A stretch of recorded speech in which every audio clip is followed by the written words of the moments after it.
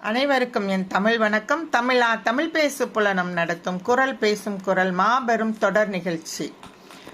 இன்றைய நிகழ்ச்சியின் நடுவர் திருமதி அமுதா முருகையன் அம்மா அவர்களை வணங்கி இறைமாட்சி அதிகாரம் குரல் எண் 386 காட்சிக்கு எளியன் கடுஞ்சொல்லன் அல்லனேல் மீ கூறும் மன்னன் நிலம்.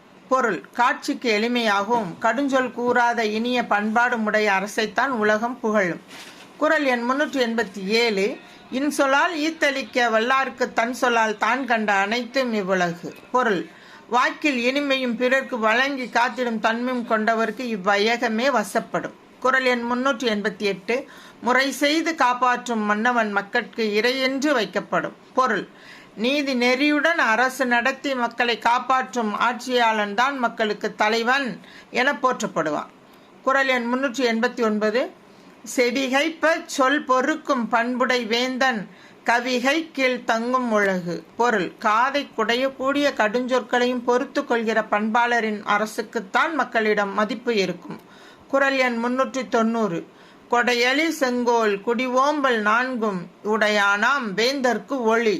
பொருள்: நல்வாழ்வுக்கு வேண்டியவற்றை வழங்கியும் நிலையுணர்ந்து கருணை காட்டியும் நடுநிலை தவறாமல் ஆட்சி நடத்தியும் மக்களை பேணி காப்பதே ஓர் அரசுக்கு புகழ் ஒளி சேர்ப்பதாகும். ஐயன் திருவள்ளுவர் உரை. நான் இரா வசந்தி, ஆசிரியர், சென்னையிலிருந்து. வாய்ப்பளித்தமைக்கு நன்றி கூறியிடம் சார்கிறேன் அம்மா. நன்றி.